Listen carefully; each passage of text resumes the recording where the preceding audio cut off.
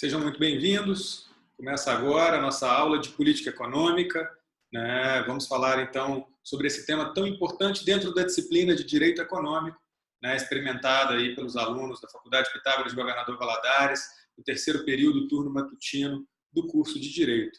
Bom, nos nossos últimos encontros ainda presenciais, nós primeiro traçamos um pouco o cenário econômico global e nacional. Então, nossa primeira etapa foi realmente falar e deixar todos muito bem amparados e alinhados quanto ao que está acontecendo, né, no mundo todo, não obviamente falando somente do coronavírus, mas esses últimos anos, todo o desenrolar realmente que houve na economia, tanto em Estados Unidos quanto China, a própria União Europeia, e findamos esse momento inicial falando do Brasil. Após isso, eu contextualizei com vocês os principais conceitos econômicos, para realmente dar um pontapé inicial na disciplina de Direito Econômico para vocês, alunos de Direito. Agora já é chegado o momento de falarmos um pouco mais sobre política econômica. O que é isso? É a interação do governo na economia. Como que o governo ele pode utilizar o instrumental disponível para ele, dentro, obviamente, dos aparatos legais existentes, e interagir na economia. Não existiria um momento mais propício para falar sobre política econômica do que realmente os dias atuais que estamos vivendo, infelizmente não por uma boa causa, mas em virtude do impacto na economia pela pandemia, né, do Covid-19, do coronavírus. Governos no mundo inteiro estão realmente tendo que fazer uma série de posições mais reativas e fora do planejamento até então inicial que eles tinham para o ano de 2020, quanto à política econômica. Então, uma série de medidas que vem acontecendo hoje no mundo inteiro, elas vão respaldar muito facilmente cada um dos itens teóricos que nós vamos abordar neste vídeo explicativo sobre a política econômica. Essa interação, então, do governo, no caso federal, já que estamos falando de macroeconomia, no ambiente econômico, alterando ou diminuindo a liquidez da economia. E entendam, liquidez é uma palavra-chave nesse nosso momento, visando a entender a política econômica. O que seria liquidez? Liquidez nada mais é do que a quantidade de recursos em circulação na economia. Então, um ambiente como o ambiente atual, um ambiente em que as pessoas não vão às ruas, um ambiente em que as pessoas transacionam menos, mesmo que façam isso pela internet, mas em menor escala, um ambiente de redução de liquidez. Para combater essa espiral negativa que acontece no país e também no mundo, os governos, eles obviamente vão tomando medidas então que tentam retomar essa liquidez da economia, que tentam pelo menos atenuar a diminuição da liquidez na economia. Então, liquidez seria isso, essa quantidade de recursos em circulação na economia, no ambiente econômico. Uma economia com muita liquidez é uma economia em que os recursos circulam numa velocidade, os recursos circulam num dinamismo muito relevante na economia. Por outro lado, uma economia com baixa liquidez já seria ali aquele momento em que poucos recursos circulam pela economia, os agentes econômicos não transacionam, as pessoas não compram, as empresas não vendem, e isso gera uma espiral, isso gera um ciclo vicioso que é ruim para a economia, e é exatamente por isso que os governos eles têm os instrumentos de política econômica, que nós vamos falar deles, e que eles podem agir e que eles podem intervir na economia em momentos que eles consideram ali serem pontuais, como, por exemplo, hoje. Hoje nós tivemos um grande exemplo aí de política econômica, porque hoje, dia 18 de março de 2020, às 18 horas, o Comitê de Política Monetária, o Copom, soltou que houve uma redução da taxa básica de juros da economia brasileira, a taxa Selic.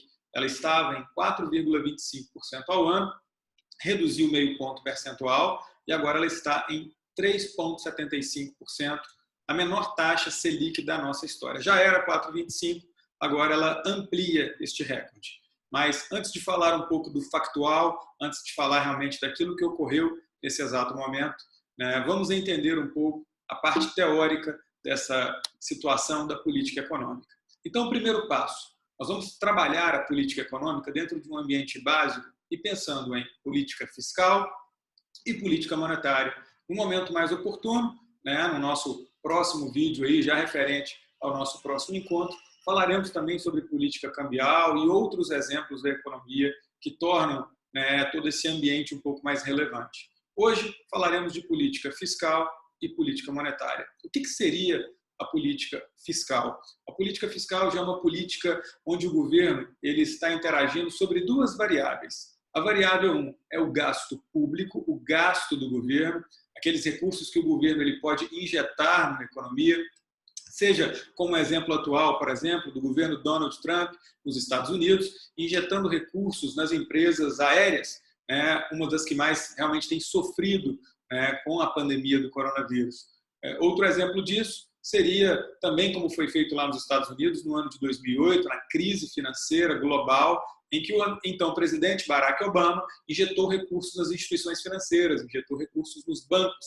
Então, são exemplos de políticas voltadas para o gasto público. Uma política econômica atual aqui no Brasil, anunciada no dia anterior pelo ministro da Economia, Paulo Guedes, que ainda somente resta a dúvida se vai ser implementada via medida provisória ou se vai ser votada em Congresso. Mas todos aqueles artifícios que ele comentou na noite anterior estão realmente ligados a essa política fiscal, boa parte deles. Então, a injeção de gasto público, liberação de verbas públicas, a utilização de setores ali impactados. Então, o gasto público seria exemplificado por isso. A outra variável de política fiscal seria a arrecadação. Então, entendam, a política fiscal nada mais é do que o governo diretamente engordando ou diminuindo o seu cofre. O governo, quando arrecada mais do que gasta, ele vai ali ampliando suas reservas, diminuindo o seu déficit público. Por outro lado, uma vez que o governo ele faz uma política de expansão, uma política de gasto público mais acentuado, versus a arrecadação, é o governo injetando recursos na economia, mas, por outro lado, também aumentando ou abrindo mão de um determinado ajuste fiscal que vem sendo feito, ou aumentando ali o seu endividamento público. Já a política monetária, se na política fiscal eu estou trabalhando ali diretamente no cofre do governo, ora colocando, ora retirando recursos do mesmo, a política monetária ela já tem um grau de complexidade maior. Eu consigo mexer em algumas variáveis, nós vamos comentar sobre todas aqui, são 5 instrumentos utilizados pelo governo de modo bem clássico na política monetária, e essas variáveis, elas realmente fazem, não seria num passe de mágica, mas essas variáveis elas têm um impacto tão relevante que elas fazem aumentar ou diminuir recursos na economia. Elas fazem ocorrer esse aumento ou diminuição de liquidez da economia quando são mexidas. Então, se eu tenho uma política fiscal ali mais direta, eu tenho na política monetária uma política econômica feita de modo mais sofisticado, mais complexo, com a utilização de outras variáveis não tão diretas como o cofre do governo, ora aumentando a arrecadação, ora aumentando o gasto público, mas variáveis que vão trazer um impacto também direto na economia e que vão alterar a sua liquidez, vão alterar realmente ali os recursos. Toda política econômica, seja ela fiscal ou seja ela monetária, elas podem ter um viés expansionista e também podem ter o viés contracionista. O viés expansionista seria o quê? Toda política econômica com esse objetivo é uma política que vai expandir o grau de liquidez da economia. Então, este viés de expansão, óbvio, existe toda a intenção de um aumento do PIB ou deixar um PIB cair menos, agir no momento como um momento de pânico, como é o momento atual, com o coronavírus, mas o foco da expansão direta, o foco da expansão ali momentânea é a expansão de liquidez. Por isso que eu disse agora há pouco que liquidez é uma palavra-chave para que a gente entenda a política econômica, visto que esses instrumentos que o governo utiliza, sejam eles de política fiscal ou de política monetária, eles estarão realmente ali vinculados, estarão trabalhando todo esse quantitativo de liquidez na economia, ora aumentando, ora reduzindo. Então, a política fiscal, como vocês visualizam agora nesse slide, ela quando tem o cunho expansionista, ou seja, quando ela tem o objetivo de aumentar a circulação de recursos na economia, quando ela tem o objetivo de expandir a liquidez da economia. Qual que é o viés que o governo utiliza nas duas variáveis de política fiscal? Então, a variável 1, gasto público, a variável 2, impostos. O governo ele realiza essa política fiscal expansionista aumentando o gasto público e ou também reduzindo ali a carga tributária, reduzindo os impostos. Vamos pensar em exemplos para que a gente consiga compreender mais facilmente isso. Um aumento de gasto público, eu poderia usar esse exemplo de ontem, onde esse pacote de medidas de estímulo econômico anunciadas pelo ministro da Economia, Paulo Guedes, visam trabalhar essa variável. Ele informou que uma série de recursos federais seriam desbloqueados, visando oferecer recursos, oferecer ajudas, antecipar créditos. Tudo isso impactaria aí o cofre do governo, tudo isso representaria uma saída de recursos em prol da economia, visando não deixar a economia arrefecer ainda mais, a economia entrar realmente aí numa espiral de depressão. Por outro lado, na redução de impostos, ela pode ser materializada quando o governo abdica, mesmo que temporariamente, da arrecadação de um determinado tributo. A gente pode considerar o exemplo que o governo fez lá em 2009, quando até então aquela crise, a crise americana, a crise lá do subprime dos Estados Unidos, que começou imobiliária, virou financeira e virou mundial, já falamos sobre ela em sala de aula, quando ela chegou impactando, né, a economia brasileira, uma das primeiras medidas que foi realizada até então lá pelos agentes econômicos foi a redução do IPI, o Imposto sobre Produto Industrializado. É um exemplo, né, de política econômica, de política fiscal com viés expansionista, que teve como foco a redução de impostos. O governo ele pode utilizar as duas variáveis simultaneamente ou pode focar mais em uma e menos na outra. Tudo vai depender do interesse dele e também, obviamente, das manobras e desse ferramental do que ele pode utilizar naquele momento ou não. Se o governo verifica que é uma situação realmente crítica, uma situação que precisa de ajuda, de auxílio quase que instantâneo, ele pode utilizar as duas variáveis simultaneamente. Então, ele pode, de modo concomitante, já aumentar o gasto governamental e reduzir a carga tributária, abdicar de algum imposto.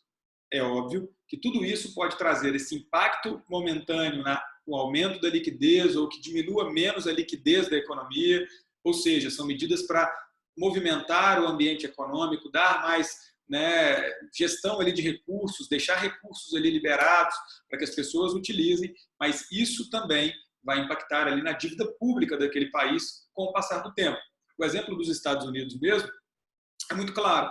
Barack Obama, assim que entrava no governo americano, herdou já logo a crise econômica de 2008, ele tomou uma série de medidas, ele utilizou política fiscal expansionista, mas a dívida pública dos Estados Unidos, que na época era de 50% do PIB, foi para 60% do PIB. Então, há o impacto momentâneo, há o impacto em não deixar a economia morrer, o que é a prioridade em momentos de grandes depressões, porém, é sabido, né, é importante realmente salientar que ocorre esse aumento da dívida pública daquele país.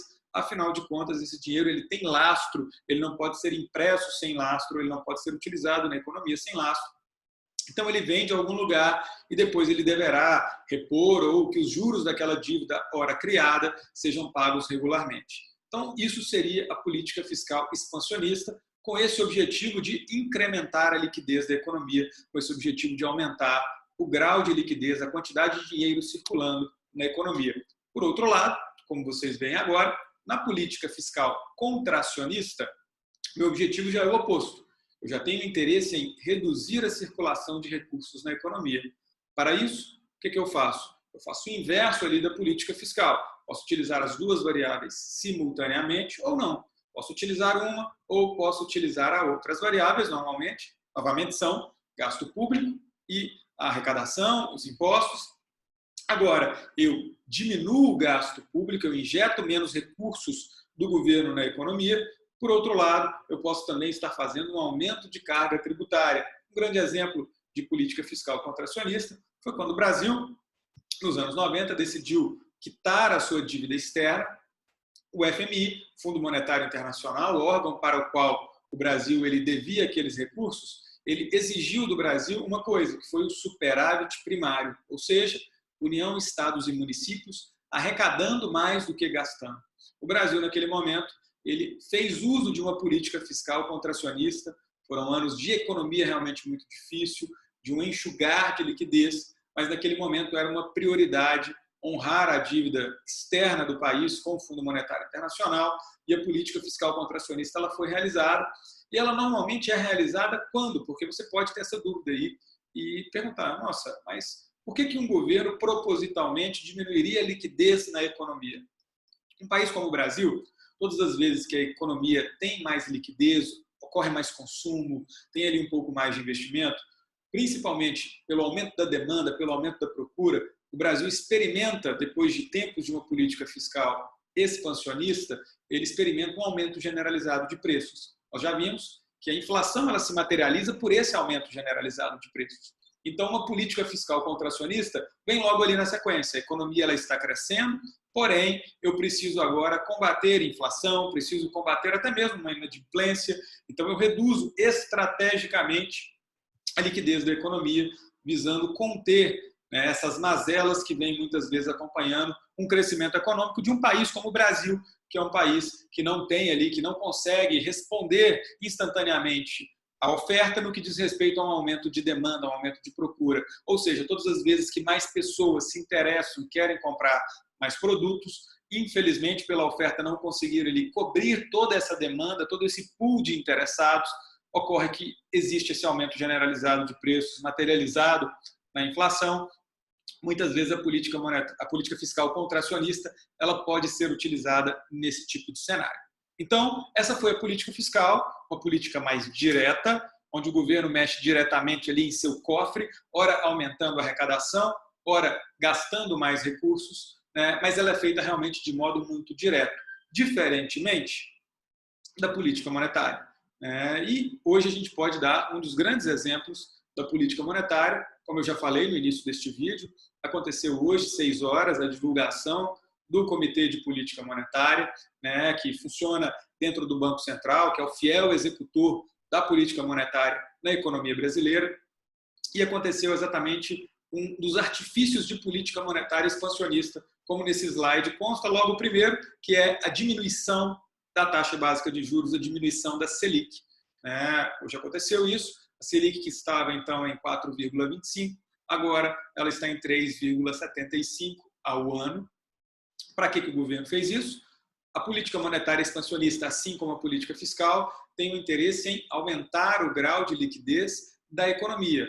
Ou seja, eu reduzindo a taxa de juros, eu posso, por um lado, aumentar o apetite, aquela pessoa que não utilizaria crédito, agora vai utilizar, aquela empresa que não pegaria aquele recurso, agora ela pode utilizar aquele recurso.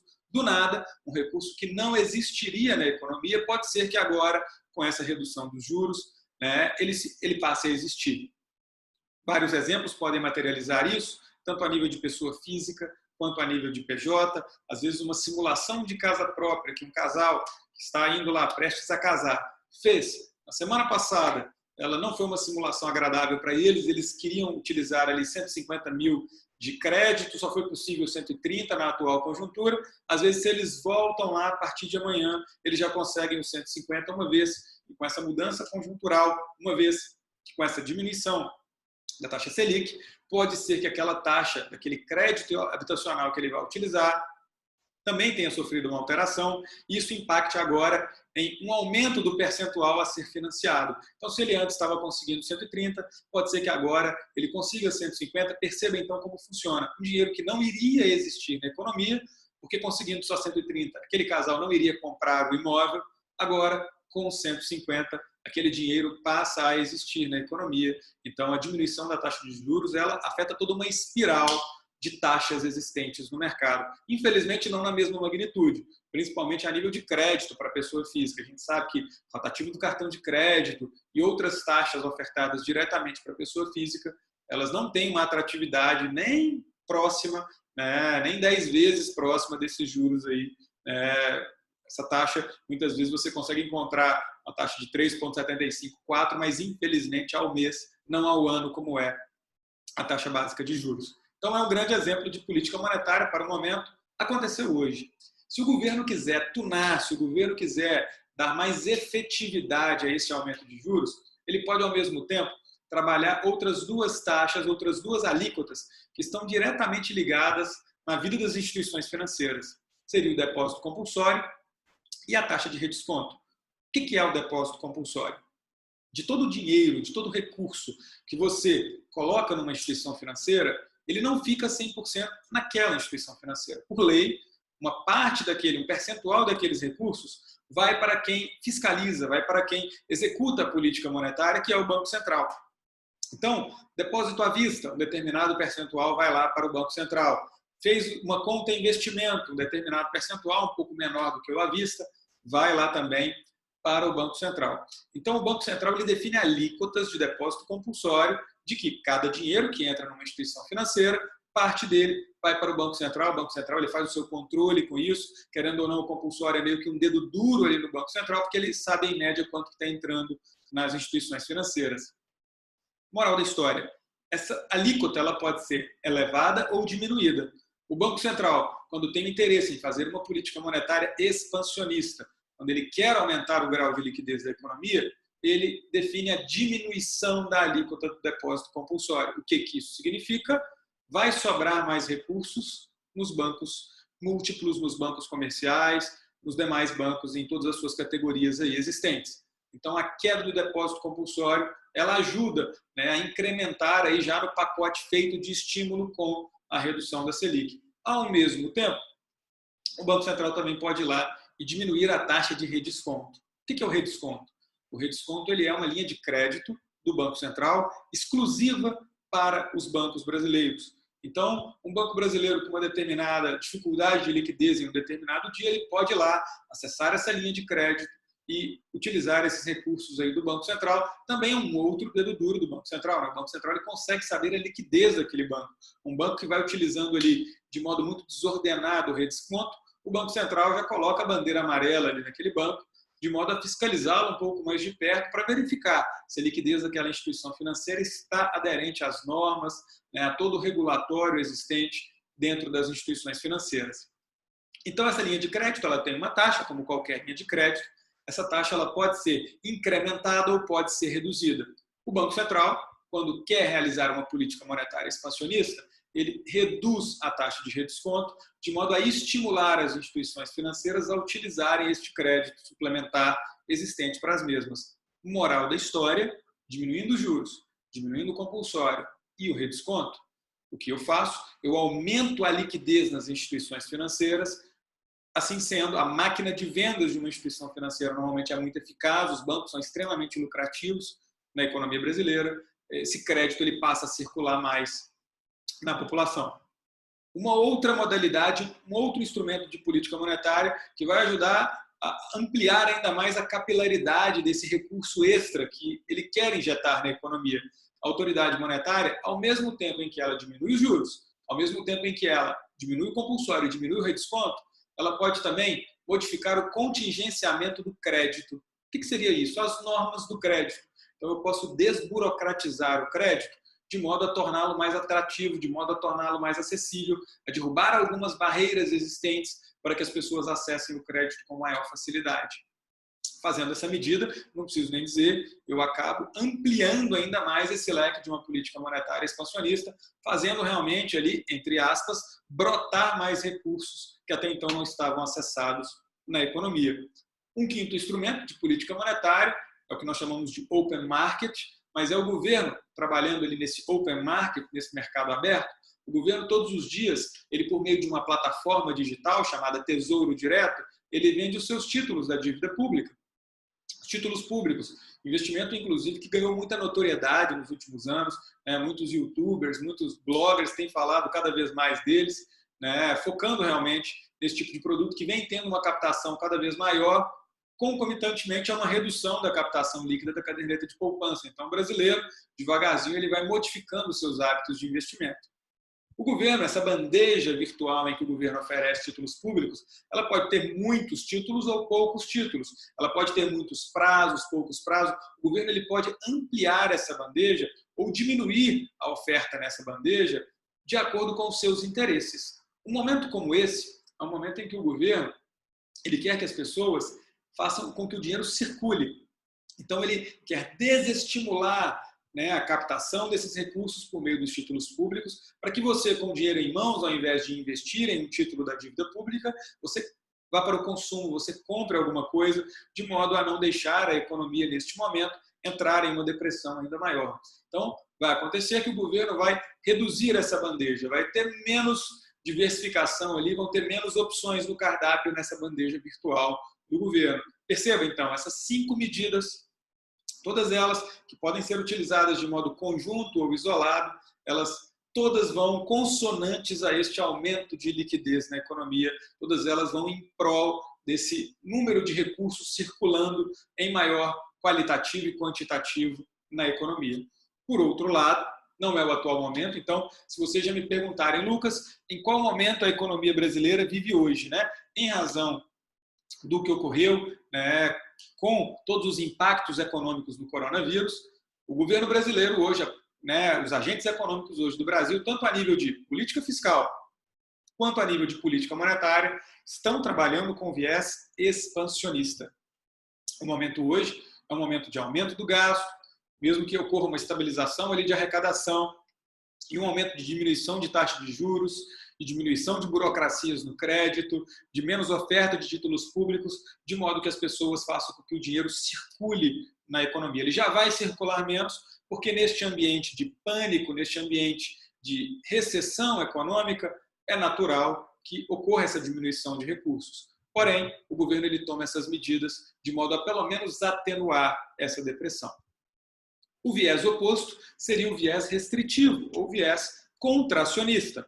A política monetária contracionista, enquanto a política fiscal contracionista seria a redução do gasto público e o aumento dos tributos, seria o oposto, a política monetária contracionista ela se materializa como um aumento da taxa básica de juros. Então, em momentos que tem muita liquidez na economia, não é o caso de agora, mas se efetivamente der certo, talvez daqui a 1, 2 anos, o governo já começa a o quê? Já começa a aumentar a sua taxa básica de juros. Para 2021 e 2022, ela é esperada, tudo mais permanecendo constante, já em patamares acima do que ela está hoje, dos 3,75.